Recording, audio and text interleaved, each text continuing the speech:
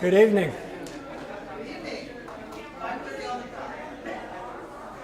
It's 5:30 and I always start on time, so let's get started. I see a lot of faces from last week and a few that are new for this week. So we are going to have to review a couple of things that some of you who were here last week have already heard about. These things we have to review every time anyway. Very simply, we're not trying to diagnose anything. We're not trying to get you to avoid seeing your doctor when you need to. Use good common sense. If you have persistent 24/7 pain, numbness, tingling, or anything else like that in your extremities, whether it's your arms, your hands, your legs, your feet, or whatever, that's a sign you need to get something checked right away. Get in to see your primary care physician. What we're talking about are things that you can do at home for yourself to take care of very simple problems.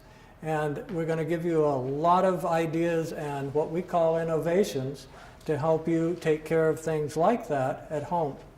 Our goals on all of these seminars, as I told you last week, these are just the beginning seminars, and they're about physical problems. We'll be looking at a lot of other different issues and a lot of other different topics as time progresses.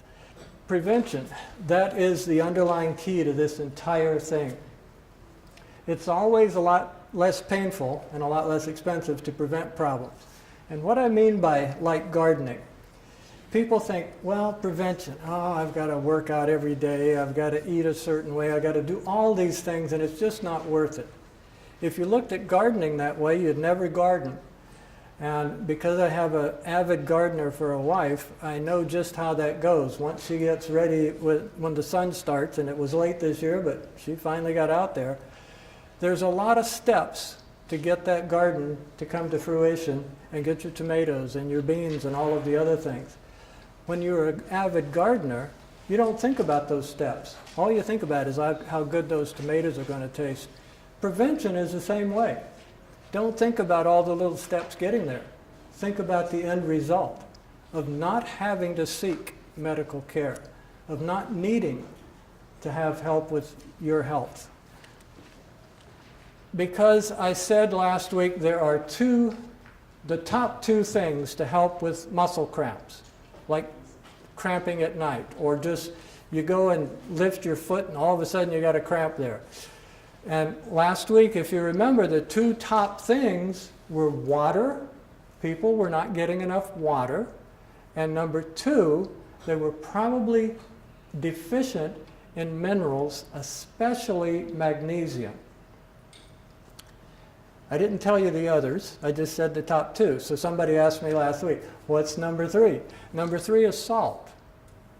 There are many people who, whether they've heard it from a doctor or somebody else, they've heard you need to cut your salt down because it's bad for your heart.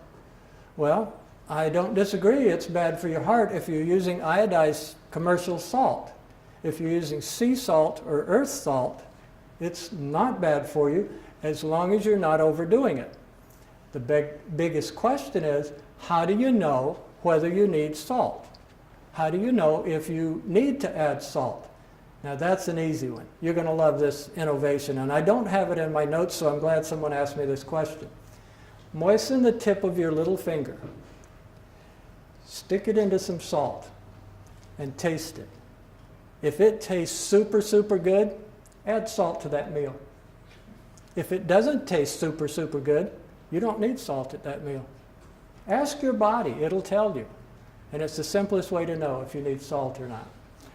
All right, three things that we look for home self-examination.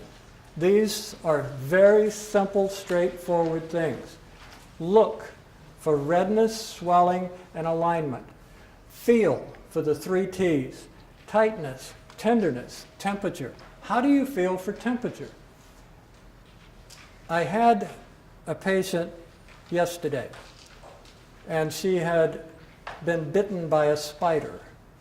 And it was, as you know, spiders, the venom of some spiders are necrotic. They'll actually melt the tissue. And that's essentially what had happened. and it had happened some time ago, so it had scabbed over, but it wasn't healing completely.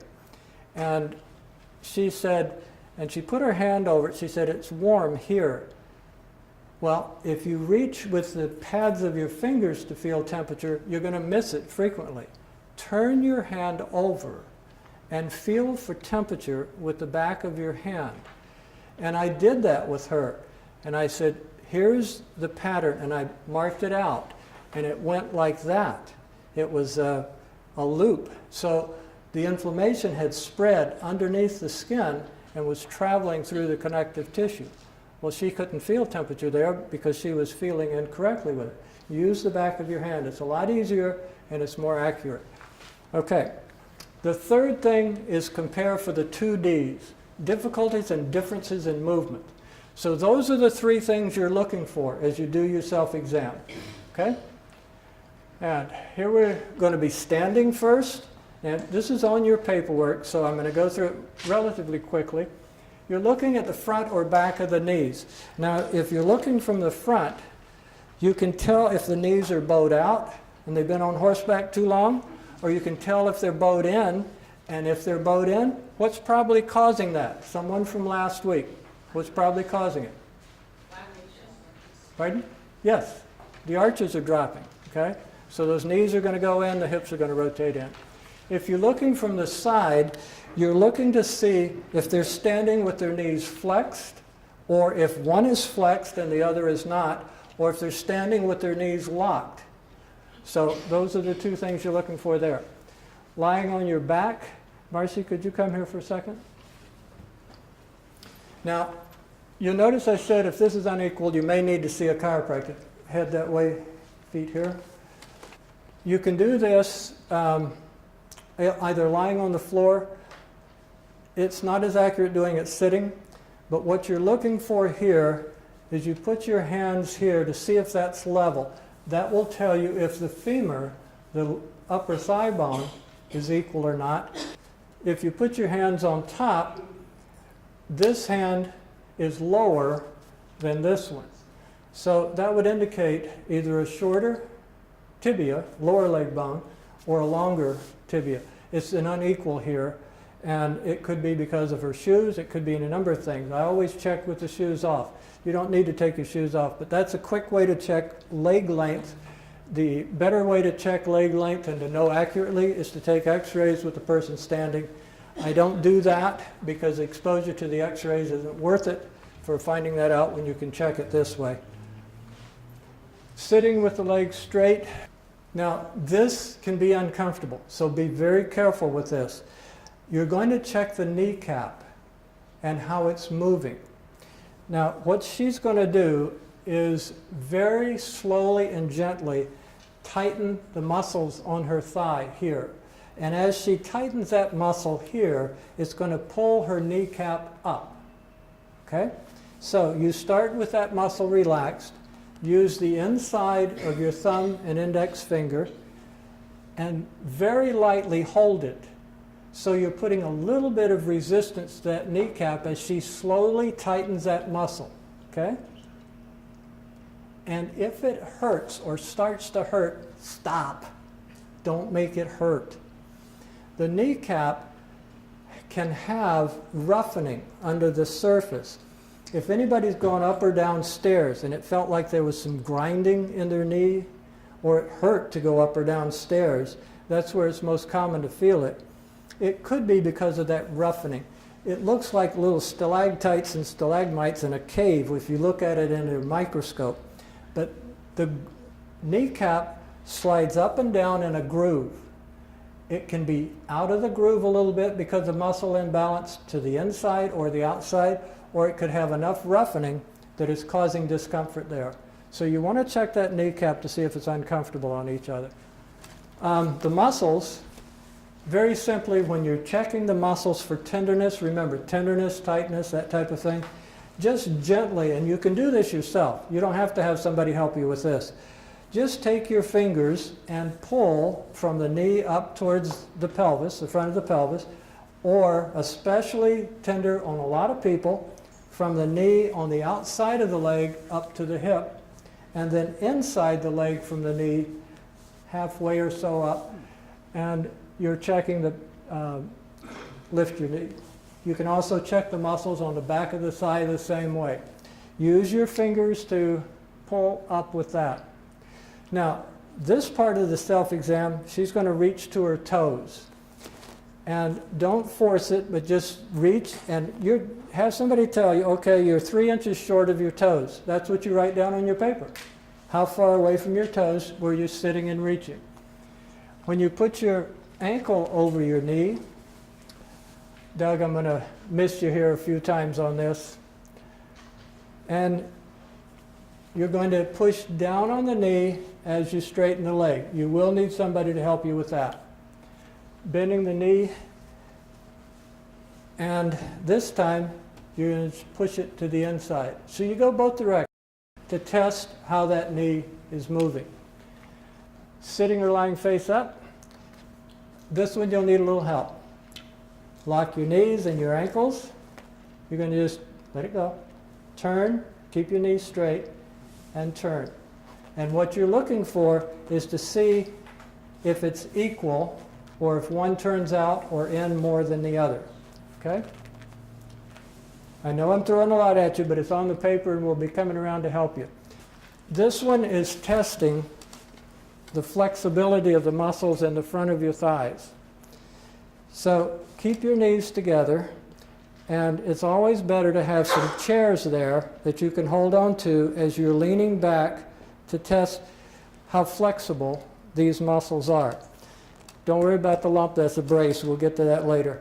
And just comfortably go back as far as you can, and you want to know if one thigh is tighter or more tender than the other, or if both are so tender that you can't get back. Just like what I did a moment ago, you're testing the muscles on the front of the thighs. Just have someone bend your knees, and with equal pressure, see if they bend equally to your body, or if one bends further than the other. And the last one here, you'll just reach under that knee and let the foot and leg relax, and you're going to lift and see if it straightens or doesn't straighten or goes beyond straight. Okay, so that's the differences in movement. Flexibility, mobility, and other tips. Now this is not strengthening. We'll get to the strengthening in a minute. But as the people who were here last week recall, I don't recommend strengthening until you're flexible and mobile. Now, does that counter what I just said about hypermobility and hyperflexibility? No, it doesn't. Most people, if they haven't exercised for a long time and they're ready to get back into their exercise program, they want to start where they left off. If they were bench pressing 150 pounds, they want to start bench pressing 150 pounds.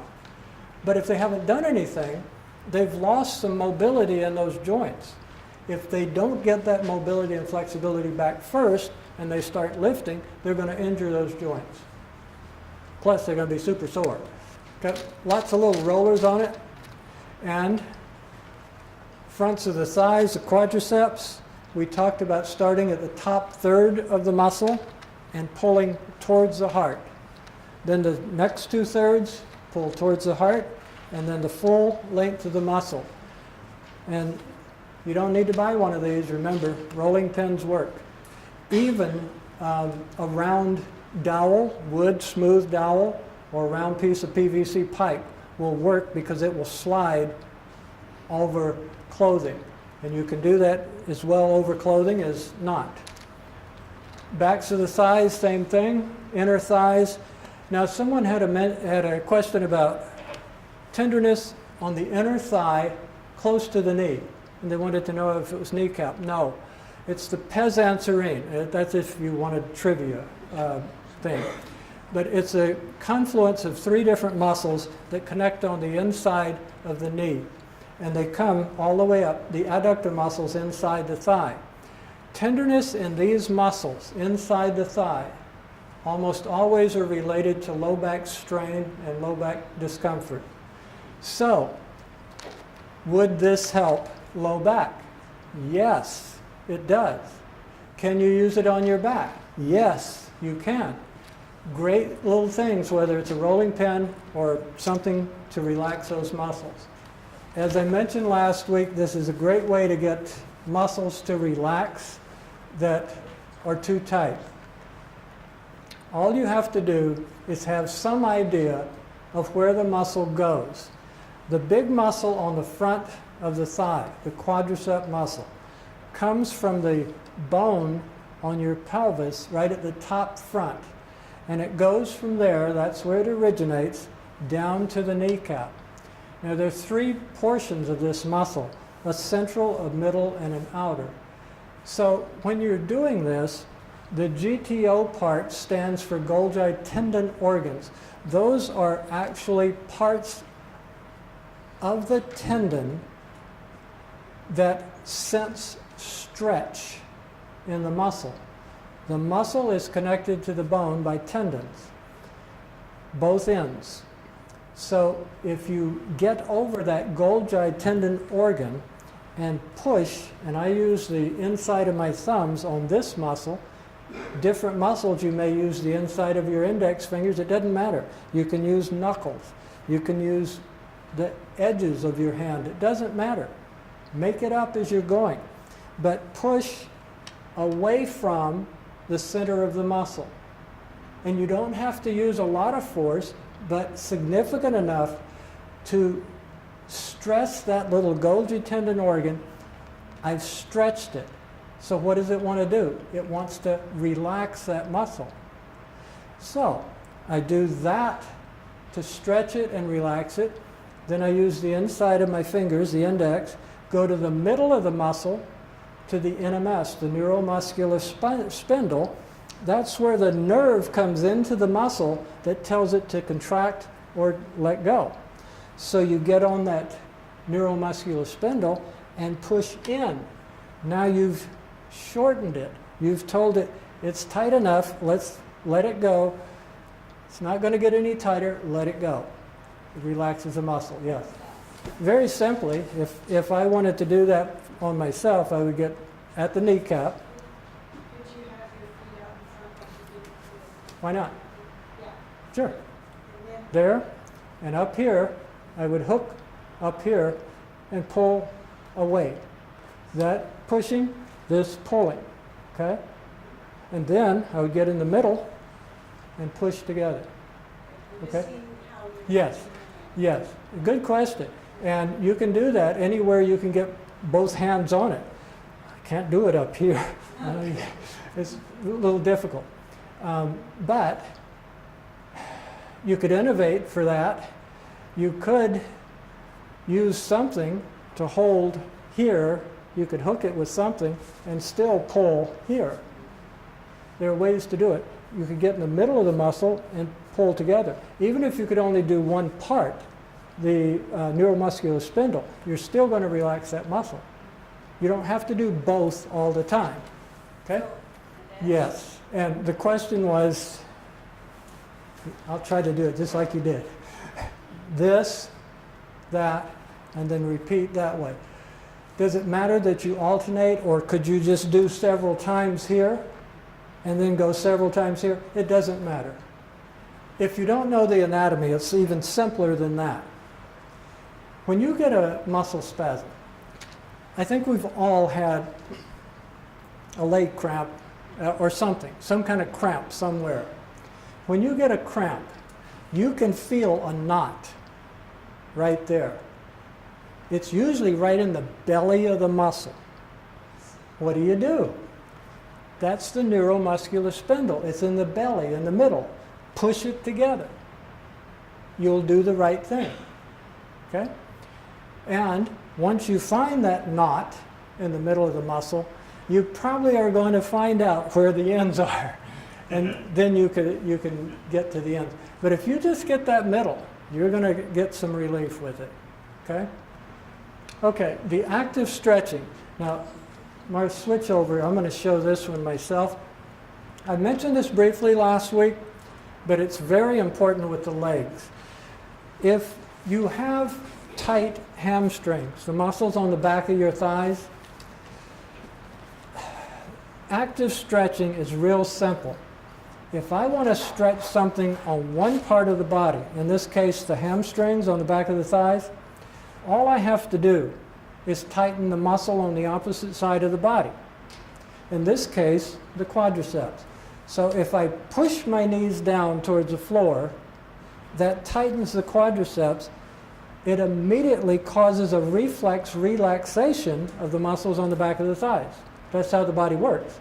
So if I want to loosen the calf muscles, I pull my toes up towards my head, push my knees down. Now I'm stretching the hamstrings and the calf muscles at the same time. If my back is tight, tighten the abdomen, and it will cause the back to relax some. And it works for any muscle anywhere in the body. If it's tight out here, to relax the muscles outside the thigh, like yours are a little tight, Jackie, stretch and tighten the inside. Okay?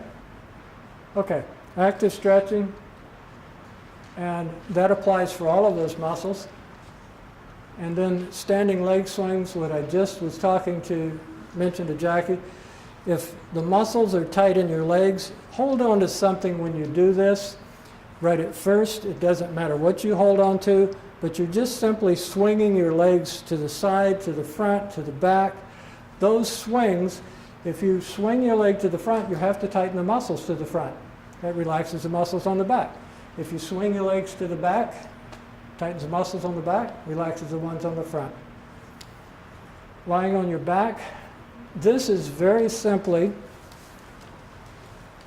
where you're going to lift your legs as far as they'll comfortably go. You're tightening the muscles on the front, stretches the muscles on the back. Okay? This last one, you notice I have some asterisks on this one. Marcy, I'm going to have you over here again for a second. This is an extremely important stretch, not just for your knees, but for your pelvis. So we'll use it here. Go ahead and lie back. We'll use it here, and we'll use it when we get to the pelvis very shortly. What you're going to do is bend your knees. If she crosses the ankle to the knee, now most people, when I have them do this, they try to reach behind this leg. Don't reach behind the leg that's on top. Reach behind the thigh on the leg that's down. Now she's going to just pull towards her chest and then towards the arm that's pulling.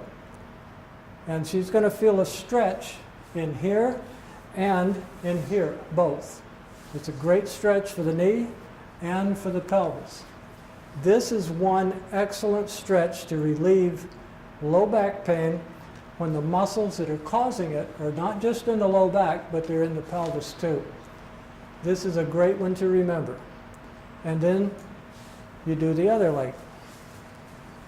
Switch, reach behind that thigh, and pull that way. And as she pulls towards that shoulder, she's going to get even more of a stretch in that pelvis. Okay? The question was, is there a simpler, easier way? Of course there is. Every exercise can be modified. Even if you cannot cross your ankle to your knee, if that's too much, can you do that? Okay? If you can do that and just push this knee down, you're getting a good stretch here, and you're starting to get a stretch in here. Okay? Even if all you can do is turn this leg and move it out. It doesn't matter. Modify, modify, modify. Make it work for you. Now, this isn't in your notes. I put this slide in quite late because a lot of people really need to be reminded of this. Everybody knows this, but the reminders are very important. Say for lifting, moving, carrying, and working, face what you need to work with. Keep it close to you. Very simply, I see grandmas for this problem more than I do anybody else, because they won't leave the grandkids alone. They pick them up. They want to hold them. They want to carry them. And then they have to at some point set them down. If that baby weighs 20 pounds here, and they go and reach out to put that baby down, it becomes 200 pounds on their spine. 10x multiplier. You must keep everything close to you. If you don't, you're putting way too much stress. Where do you get in trouble? Putting them into cribs, putting them into baby seats, taking them out of the car. You have to get as close as you can. Use your legs, bend your knees. Keep your work at or below shoulder level. The problems that I see frequently for people with neck and arm and shoulder problems, they've been working overhead, they've been painting, they've been in the cabinets or doing something. If you need to get up there, get a safe stool that you can get up there and keep it at shoulder level or lower. Okay? It's time for a break. Let's take a break. Okay, let's get started again. Elastic tubing. Now, this kind of elastic tubing that has handles and things to make loops that you can put into a doorway around a door handle and things like that, it's real complicated. I took some elastic and sewed 2 loops in it, shoved the tubing through, tied a knot, and that holds the handle. You do it on the other end, and you can make a loop that goes through a doorway and hooks on a handle. Now you've got something solid to work with. This tubing is commercial tubing and it's rather expensive, but if you go to Fred Meyer or Walmart, the sporting goods section, fishermen use elastic tubing all the time to make lures and all kinds of things. It works. It might not be as heavy as this. Just use 2 loops instead of 1 or 3. And when you're using it, have it close to where it's connected and it's not too much pressure. Step away from it and it gets harder. So it's never ending what you can do with elastic tubing when it comes to exercising and rebalancing and strengthening. I use it every single time I work out, especially for upper body things. Now, what we're talking about here for the knee, if you're sitting and you hook your tubing around your foot and have that connected to something, all you have to do is pull, and now you're working the hamstring muscle. Very simply, hook it behind you and push. Now you're working the quadricep muscle. You can work every single muscle in the body with tubing. When I was in school, chiropractic school, I worked nights at a professional sports performance and rehabilitation institute. And we dealt with highest level amateur and all professional athletes from every sport. We used tubing with every one of them. That's not all we used, but it was used with every single one of them. It's effective and it works. This next one is an exercise that I'm going to use a chair. It's not heavy enough, but when you have trouble with your knee, this is an extremely important exercise for strengthening the muscles. It's called the gluteus medius, and it's the muscle on the inside of the knee. I said there were 3 parts: middle, central, and outer part of the quadricep muscle. This muscle is the one that really works to straighten your knee. If you sit and hook your foot under something that won't move, the chair is going to move, unless somebody was sitting in it. But you'll notice that my knee is bent about 30 degrees. That's about what you want, 20 to 30 degrees, maybe 35 at the most.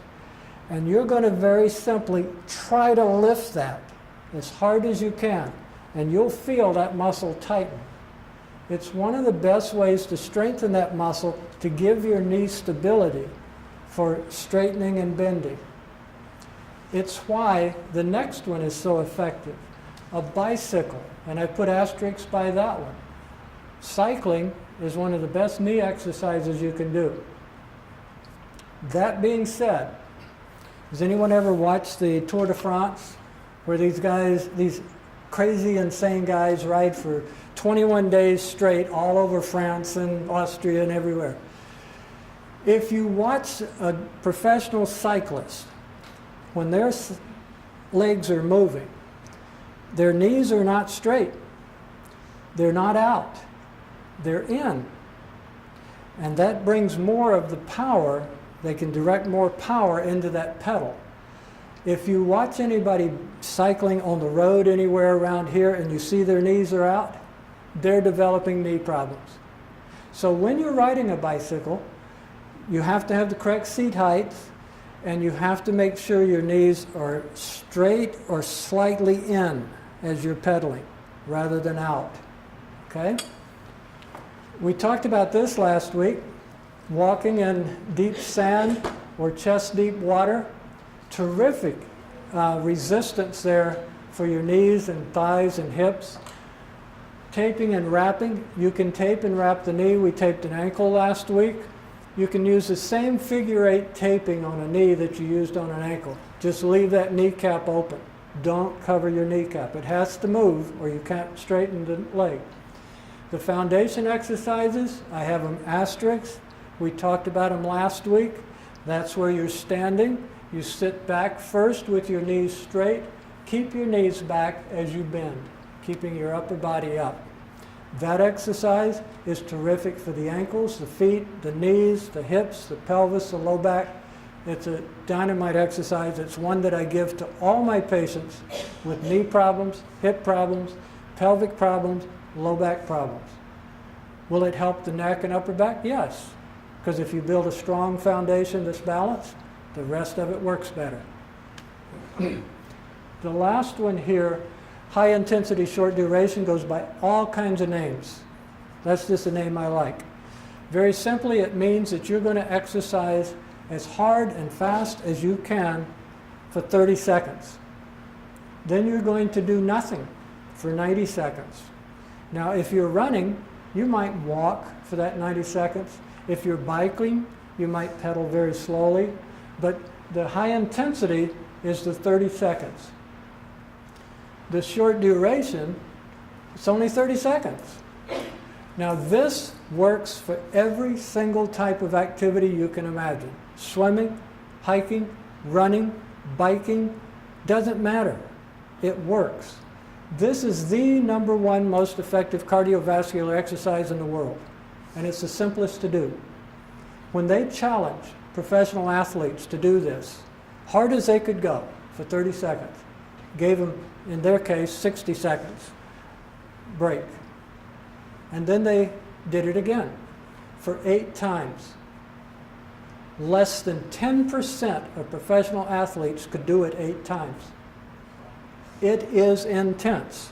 If you try to do this, only do 1 or 2 repetitions and then build it up slowly, because you'll find it is very, very fatiguing in a hurry. But by the time you get to 8, let's say you've been running and you run as fast as you can for 30 seconds and then rest for 90 seconds, and you've done that, and okay, that was easy, and you got to 8 after a week or 2.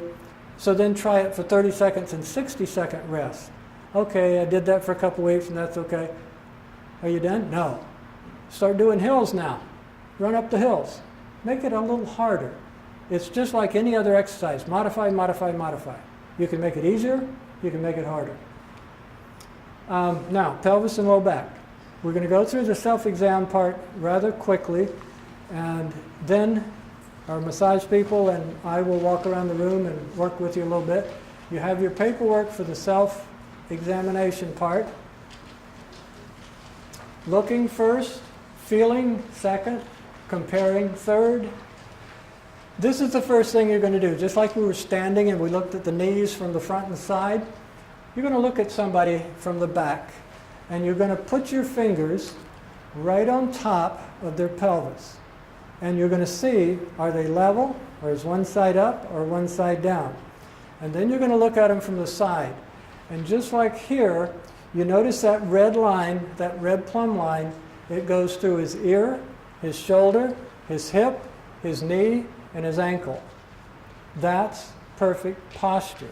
just what Mom used to tell you all the time. And she was right.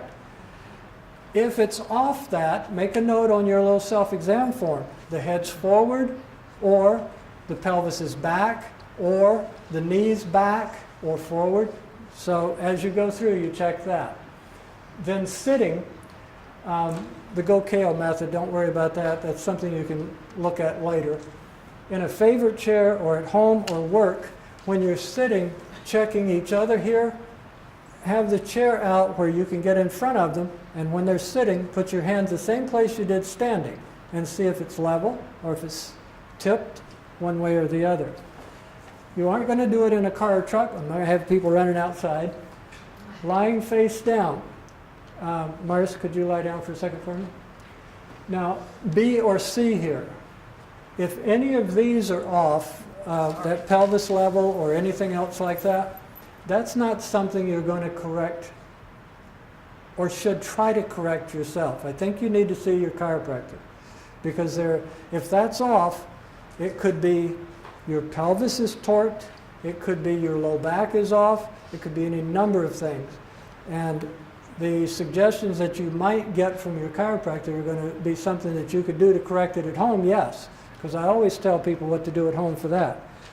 But not something you're going to try here. But when you're checking here, same thing, you're going to put your fingers right at the top of the pelvis and pull down to the feet, and you're going to see if one side is closer to her head than the other. In this case, now that camera's not going to show us that, but this right hand is closer to her head than the left one. So her pelvis is torqued this way. The next one, I think that's up there, I'm going to leave this here. Look at the feet. They should be equal. And then bend the knees, and they should stay equal. What frequently happens, and I'm going to distort this so you can see. Oh, feet aren't on there. Slide forward, Marsh. Okay. What frequently happens is something like this, where one is shorter or longer, and then as you come up, it stays that way, or it comes up and does this. Now, I'm distorting this by pulling on her legs, but that's what you're looking for, to see if they're even. Okay? All right. That's the leg length change, the pelvic height that we were just talking about there. The massage therapist will help you with this. The muscles at the top of the pelvis here, that's the gluteus, medius, and minimus. They're at the top and side of the pelvis. Very important muscle is the next one. The gluteus, medius, and minimus, the first one, those are frequently tight and tender when you notice that it hurts when I take a step and lift my foot. Because when you take a step and lift your foot, the muscles here have to hold your pelvis down so that foot clears the floor. If it gets sore and tender, it hurts to try to take a step. The second one, the muscle right in the hollow of your pelvis here, piriformis muscle, extremely important for low back pain. That one, many people, the nerve can go through that muscle. Sometimes up to 30% of people, the sciatic nerve can go through that muscle. And it's like having a garden hose and you crimp it.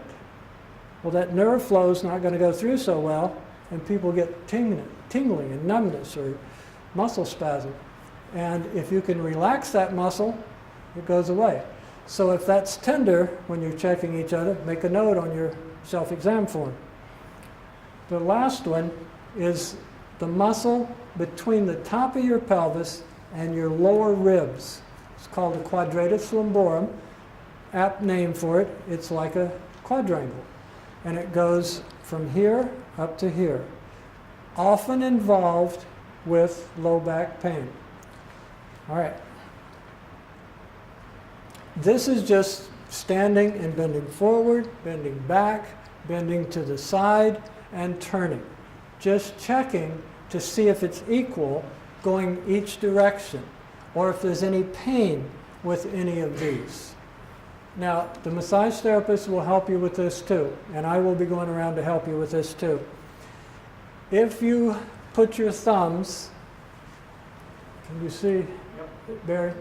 Okay, your thumbs go on the little hollow here, that's the sacroiliac joint. Step back towards me just a little. And all you're going to do, if you want to, she can hold on to a chair in front, lift your right knee.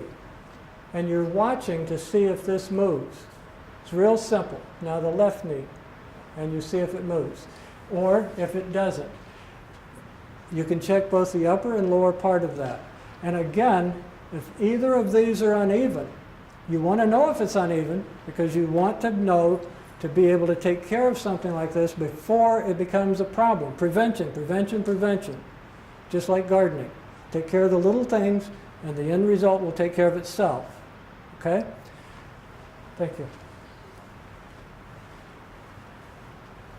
Now, these I'm going to leave out. They're a little more complicated. And there's, again, something more that your chiropractor should be checking you for.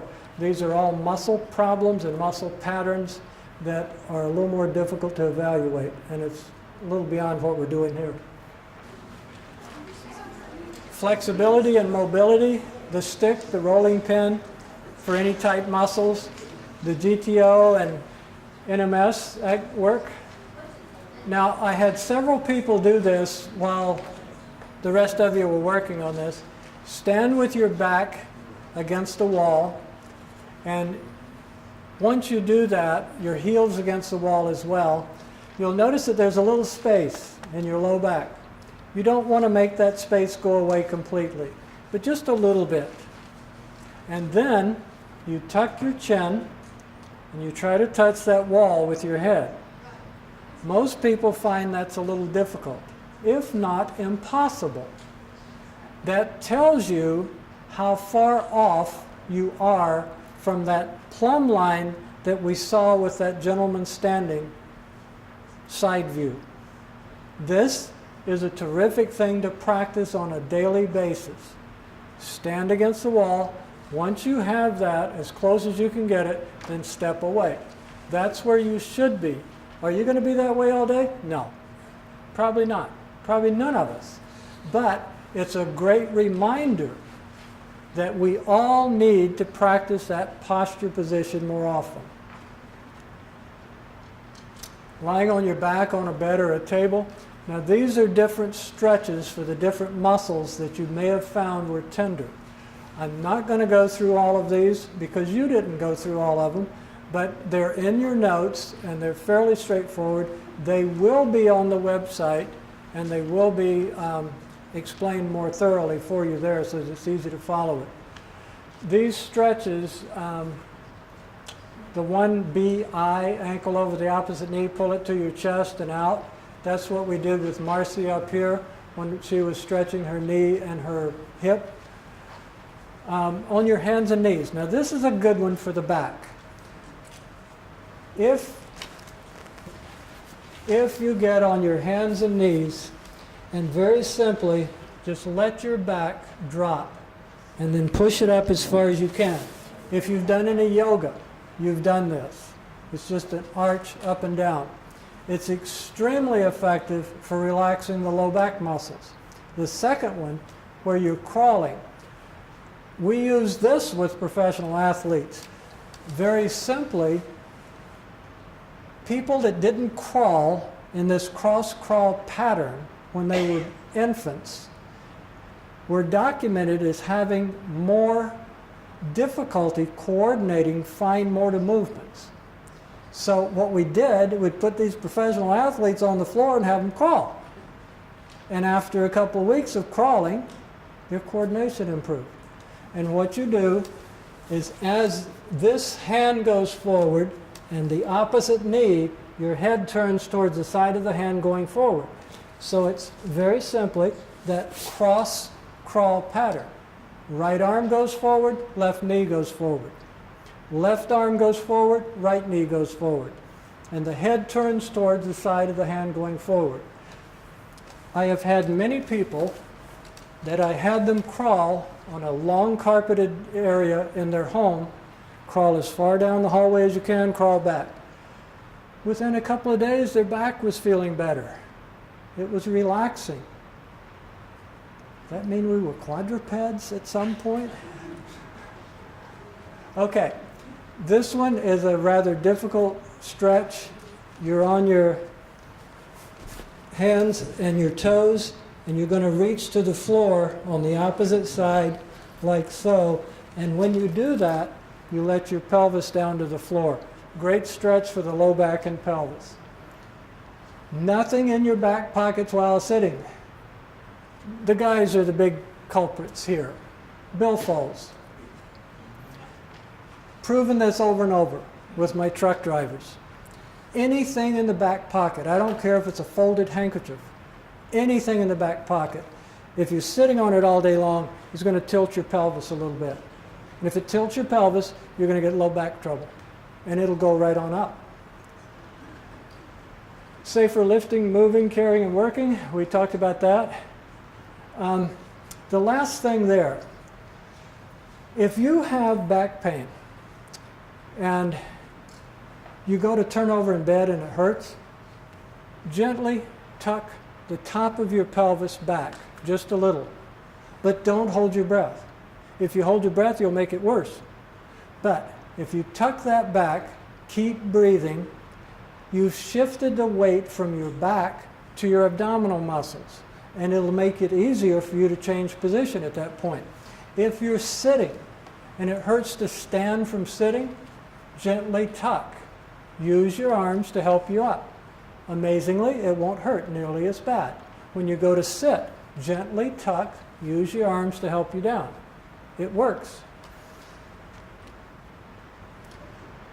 This is the second most important exercise, mobility especially, other than the foundation exercise that we've talked about several times.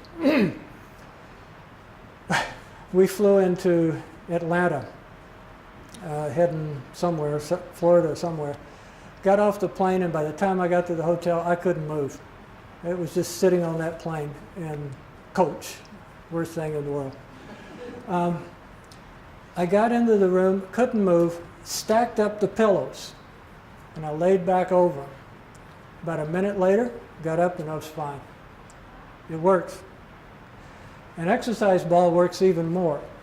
If you go to Fred Meyer or Walmart or anywhere and look in the sporting goods section, they will have different sizes for different heights. And there's a chart on the side of the box that tells you what diameter ball to get for your height. This is the best thing you could have in your house, because if you get up in the morning and your back's stiff or sore, if you lie over that backwards, now don't lie over it now, but if you lie over it backwards, stay close to something, especially at first. Marcy found out, it threw her off to the side. And it'll throw you off. But stay secure, only lie back, and make a note on your notes there. Only lie back as far as you can go, keeping your head in contact with the ball. If you go so far that you've lost contact with your head, come back. You've gone too far. You only need to go 30 seconds at a time. If my back for some reason is bothering, I might do that a dozen or more times a day. It's only 30 seconds. I keep one at the office to show patients, so I've got one if I need one there. I have two in the house. I have another one in my workout room. I use them all the time. They work. Last thing I do before I go to bed at night is lie over that for 30 seconds. Now, this next one is a great innovation. Everybody knows about inversion tables, right? You hang upside down by your ankles? No, don't ever hang upside down. Too much pressure on the blood vessels in the eyes. Now, they say that that's been discounted. I still say it's too much blood pressure on the head. Only go, you'll notice that I've got 20 to 30 degrees. That's what you start with for sure. Do you need more than that? Hardly. There are patients that I have told to go to 45 degrees with their inversion tables. You don't need long. 3 to 5 minutes is plenty. And If you put a cushion under your knees, a cushion in your low back, and a cushion behind your neck on your inversion table, it works multitudes of times better because it restores the normal curves in your spine. Now, all of that being said, rather than spend $200 or $300 or whatever, you can get them at garage sales for a lot less than that. Take a sheet of plywood, cut it, take a towel, put it over the top, take another towel, fold it a couple of times, hook your knees over there and lie with your head down. You have an inversion table, and it works. It doesn't cost much of anything. You borrowed Mama's towels. She didn't know it. Oh, if you have, it depends on the length of the board you cut. If I cut this shorter, it would be steeper angle. I cut it at 5 feet because I knew I could lean it against this table and get roughly 30 degrees. If I cut it for 6 feet, it would be closer to 20 degrees. Yes, a couch. I wouldn't put it against a chair. Something that moves, I wouldn't, but I would lean it against a sofa for sure. Anything that is not going anywhere, and you'd want a carpeted floor. Don't put it on a hardwood floor, it could slip on you, okay? But it's such an easy way to make an inversion table. Pardon? What is the purpose? The purpose is to decompress your spine. If you have low back pain and the cause is because your disc is compressed some, we all lose height as we ripen. And that occurs because the disc between the vertebrae, the pads between the vertebrae, desiccate. That means they lose fluid. Those discs are fluid filled, and they're wrapped layers of cartilage. So as they lose fluid, we lose height, and there's less room for your nerves and arteries that exit the side of the spine. And when you have less room, you can get pressure on that nerve, and when you do, you're going to get pain. And frequently there's going to be inflammation. And when there's inflammation and pain, the muscles are going to contract. What does that do? It protects you, but it also contracts and makes it worse. So when you lie on an inversion table, you decompress it, it actually draws fluid back in, and it can make more space, so there's less pressure on those nerves and arteries. That work? Okay? How many times? Like Oh. once a day? Very good question. How many times to do this? When I've used an inversion table, I haven't had to use one for a long time because I use the ball and I've really worked hard at the exercises to stabilize everything. But when I had to have it, I was doing it 3, maybe 4 times a day. At only 3 to 5 minutes at a time, it's not a big problem. But I will tell you that the regular inversion tables that you purchase, it should have a safety strap that you can adjust where it stops. And I always had my patients set it at 45 degrees. They didn't have to go to 45 degrees, but it would keep you from going further than 45, because if you have a bad back and it really hurts and you go too far and you try to come up and it compresses again, you aren't going to be able to get off that table. I know, I've had it happen. Unfortunately, I got on the table after I got out of the shower, the doorbell rang, I was stuck right there. Nothing I could do about it. This apparatus essentially saved me when I had a disc completely blow apart, and a fragment went into the canal on the right, and I lost all the strength in my right leg. This happened 9 years ago, yeah, roughly. And if anybody's had back pain and it's referred into the leg, they'll understand exactly what I'm saying. It felt like there was an iron band about that wide around my thigh, and somebody had a screw and they kept tightening it, and somebody else had a blowtorch and they were lighting it up. That's what it felt like. And it was 24/7. When I went and got the MRI, they said, okay, when do you want to schedule for surgery? I said, I'm not going to schedule for surgery. And I didn't, and I haven't. It's gone. I've got well over 90% of the strength back in my leg. This device is one of the things that allowed me to do that. At the time, that years and years ago, it only came with this part. And they still sell it with just this part. This part was the only part that was available at that time. And it straps around your waist, and it has inflatable bulbs that inflate.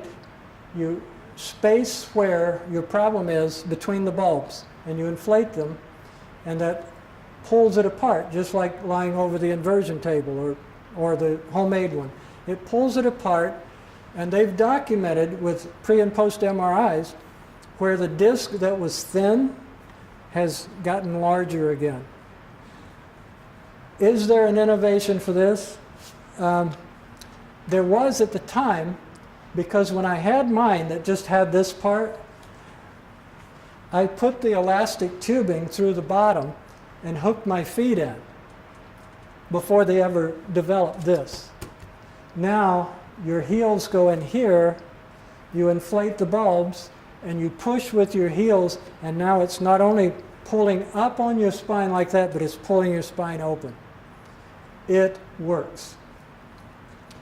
We sell these, we don't keep them in stock, but if you ever have a back problem, you certainly want to consider it.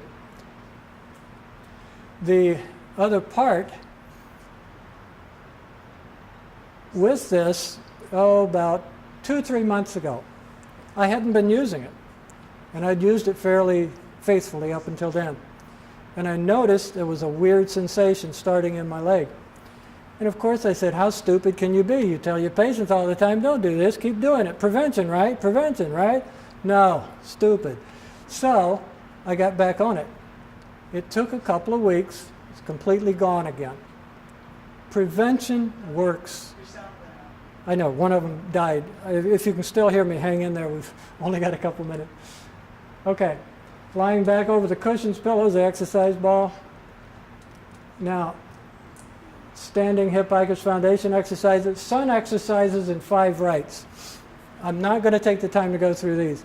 The sun exercises are Indian, the country of India.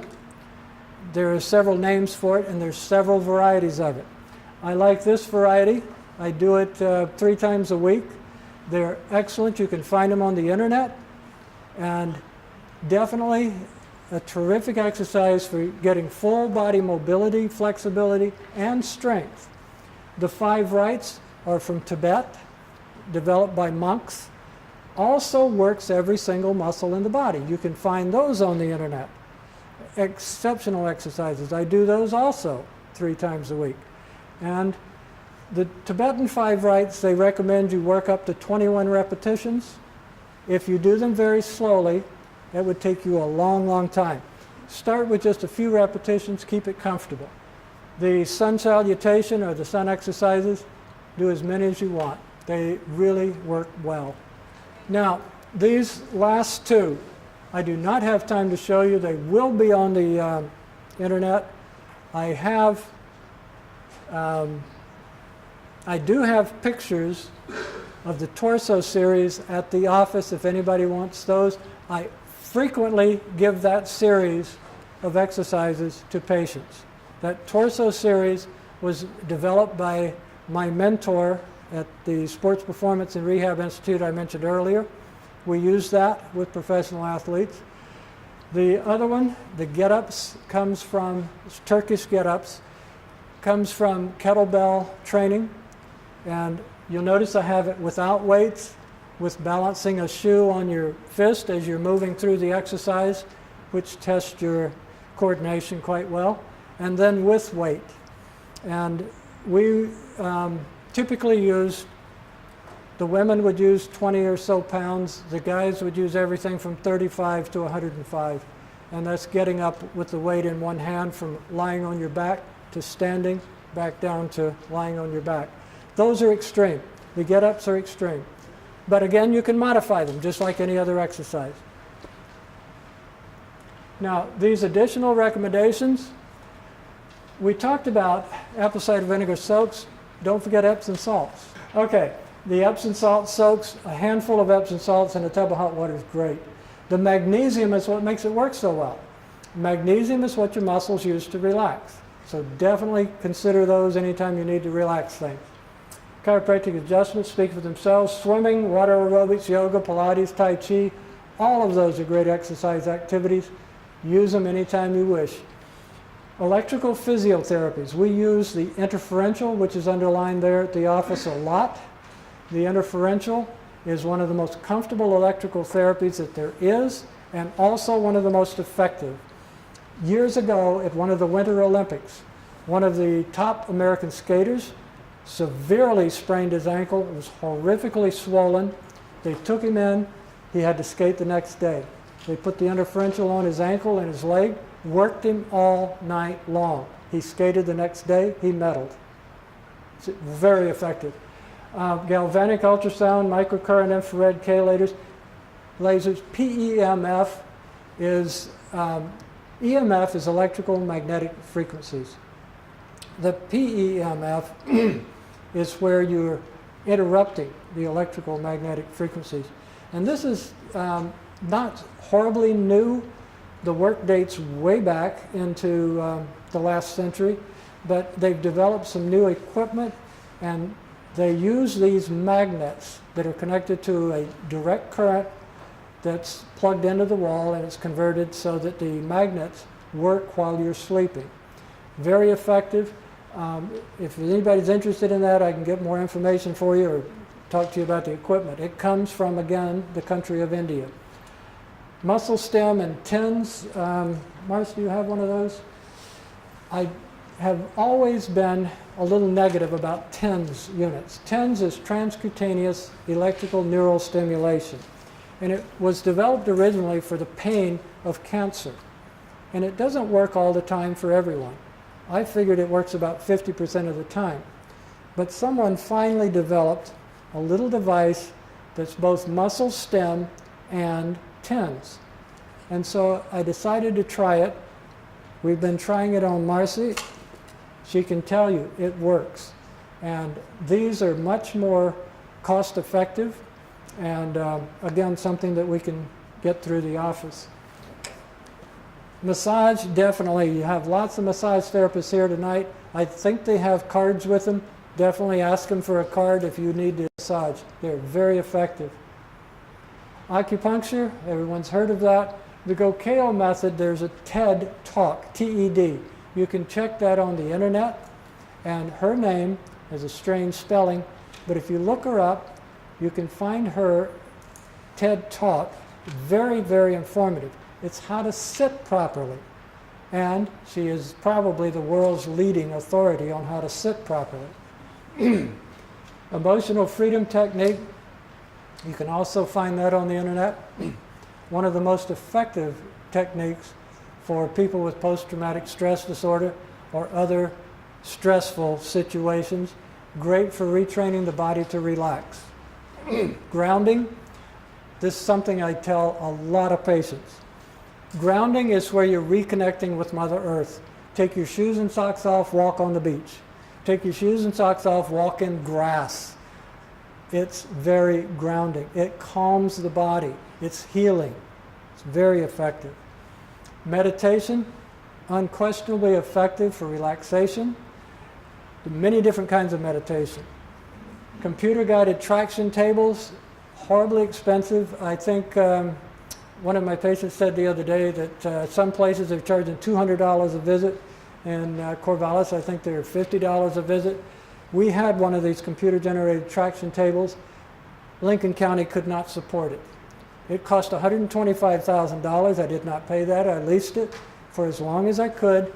Not one patient missed a day of work. It's the most effective thing for disc problems in the low back and the neck that there is, but it's very expensive. It's better than surgery. Breathing techniques, write this down. This works. You breathe in slowly for 4 seconds. You hold it for 7 seconds. Then you breathe out slowly for 8 seconds and do it again. Start with just a couple of repetitions. Don't do more than 8. You don't need it. But you're looking at 19 seconds. That's all for each repetition. You do this in the morning. You do it at night. If you're at work and you're getting stressed, do 2 of these and the stress goes away. It works. Breathing techniques are fantastic. All right, very quickly, some dietary things. We'll cover this more in later seminars. Minimize those simple sugars. Pure water, extremely important. Notice it says no pop. There's a very simple reason.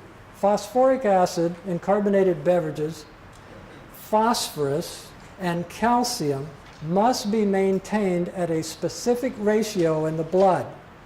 If you get too much phosphorus in the blood, your body will do whatever it has to rebalance the ratio. Where is it going to get that calcium all of a sudden? Out of your bones and your joints. Joint aches and pains. I'll never forget a patient I had 5, 6 years ago, worked at the mill. I had to keep repeatedly adjusting him, and finally I said, "What are you doing? How much water are you drinking?" He said, "I don't drink water, I drink pop." I said, "You're going to stop." He said, "I can't stop, I drink pop." I said, "Yes, you are. You're going to give it 2 weeks without any pop." He came back 1 week later. He said, "Doc, I haven't had a single pain. It all went away." Stop the pop. There are a lot of people that do okay with that. When the kids were young, we used Perrier and fruit juice, and that replaced the pop. So to have it replace all your water, I'd be cautious with that. But yeah, it's a good substitute. In fact, this is one that I tried recently and I kind of liked it. Balsamic vinegar, organic balsamic vinegar, 1 tablespoon, and sparkling water. And it was very good. I could definitely use that instead of pop any day. Okay, vitamins, the most important ones for what we're talking about here in this seminar are C-complex with bioflavonoids, vitamin D3 with K2. Many doctors tell their patients to take D3 or vitamin D, but they don't tell them D3. It must be D3, but they forget to tell them that you need to take vitamin K with it. K2 helps D3 work better. So they should be taken together. Vitamin E complex and krill oil. Now krill oil is more expensive than fish oil, but fish oil is not always the best choice unless it's made from the smaller fish, such as anchovies. So be careful of what kind of krill oil or fish oil you use. Minerals. The most important minerals, calcium, magnesium, and the other things that they need to work properly. And then daily bowel movements. Had a patient in a week and a half ago, horrendous back pain, could hardly move. Checked him out. And I asked him, as part of what I asked patients with back pain, I said, "You've been having regular bowel movements?" "Yep." I said, "Okay." Adjusted him above where his problem was, because there was something that told me that he was having more of a problem than what it appeared. Long story short, within a week, he was still having the same trouble. And he said that next visit, he said, "I thought of something after you asked me that question." He said, "I haven't had a bowel movement for 6 days. That was the previous week. And he still hadn't had a bowel movement." I said, "No wonder your back hurts. That's one of the problems." I said, "It's not the only problem. Because of that, because they're locked up, you've lost function of the large intestine. There's pressure on a nerve somewhere." I said, "You have to get in and get an x-ray." Well, because I'm a chiropractor, they frequently don't pay for x-rays, and especially if it's Medicare. He was Medicare. I said, "Go to your doctor. If you don't have a doctor, go to immediate care." They took an x-ray. He brought it to me. I said, "I don't like the way this looks right here at L5, L4. I said, "You need an MRI." "They won't do an MRI. I said, "You have to have an MRI. Go get it." Well, he got it. He stressed them all out, but he got his MRI. His back was broken. That's why he was having no bowel movements. And that's why I didn't adjust it. Bowel movements are important. If your bowels are not moving, eat more vegetables. That's the first thing. But definitely do what it takes to have them move regularly. The last one, complete tissue and bone ointment, we have that at the office. And that's extremely good natural herbal ointment for muscle relaxation, sprains, strains, cuts, bruises, burns, whatever. Stop smoking. You notice that was on the last one? Smoking lowers your pain threshold so you feel it more. Smoking makes you hurt more. It's not worth it. Not to mention what it's doing to your circulation. Because it reduces circulation, it takes it longer for things to heal. Last thing here, braces. That's what I'm wearing on this knee. This has been 4 years now. VA sent me for an x-ray of my knee. My knee wasn't hurting. I didn't want an x-ray of my knee. My hip was hurting. It was hurting so bad I could hardly walk. So they sent me, and the x-ray tech looks at it, and I said, I want to see my x-rays. And we looked at it, he says, the pad on the inside, the medial meniscus is gone. I said, yeah, I can see that. He said, they're going to give you a knee surgery. I said, no, they aren't. But they wouldn't pay for the brace, so I bought it myself. Within 2 days of putting this brace on my knee, I have no hip pain. 0. So the knee was causing the hip pain. This company, that's the reason I listed them. This company makes the best braces as far as I'm concerned in the world. In fact, there's 2 now, possibly 3, college football teams that they require every single player to wear a knee brace made by this company. And they have documented that it has reduced injuries to their players and saved them millions of dollars in surgeries by protecting their football players before they get injured. Preventive medicine. Foam rollers, hot tubs, jacuzzi tubs, if you have them, they're great. Infrared saunas. I love mine. And that's where I got it from, Vital Saunas. Put it in the corner of my office. It's big enough for the 2 of us. And it says it'll seat 3. I don't want anybody else in there. The 2 of us is fine. Mini-trampolines are terrific exercise. Make sure that you get one that's wide enough and strong enough so that you don't injure yourself. Most people get mini-trampolines that are too small, and they end up falling off a side or stepping off a side and injuring themselves. This is something that many of my patients ask me about. What do I get for a bed or a pillow? These are some of the recommendations. Select Comfort is a terrific bed. That's the one where you inflate on different sides. Temp Flow is another one. Sattva makes several different kinds of beds, Lumen Leaf and Zen Haven. Sattva, we just got one of their mattresses. Terrific mattress. When you get a good mattress, plan on spending enough to get the best you can get. You spend 1/4 to 1/3 of your life on a mattress. Make it a good one. It's worth it. It'll last you, and it'll be worth every penny. The pillows that we use, I use the My Pillow, the 3rd one there. The My Pillow, don't get it at Walmart. And if somebody works there, don't tell them I said that. Go to the website. When you go to the website, it's not just one pillow being offered at Walmart. They offer different pillows for women, different pillows for men, different pillows for your height, your weight, and so forth. Get the one made for you, and it works great. Please remember, no one will ever know you as well as you. That's why we did self-exams. That's why we're doing preventive care. Self-care, it's your health, it's your choice. Innovate. When you become part of an active community saving time and money by sharing amazing ideas and innovations with like-minded friends from around the world, that's what Self-Care Innovator is all about. Somebody asked me what the website was. That's it. Many brains are always better than one. Please go to the link above. Sign up for the free newsletter. Sign up for the forum. I will post every innovation that I've put in this seminar in the forum, so you'll have access to them immediately. And I will be expecting you and others to comment on those innovations and improve them and change them and keep doing it over and over. You can learn a lot from each other. Thank you ever so much for coming. I enjoyed every minute of it.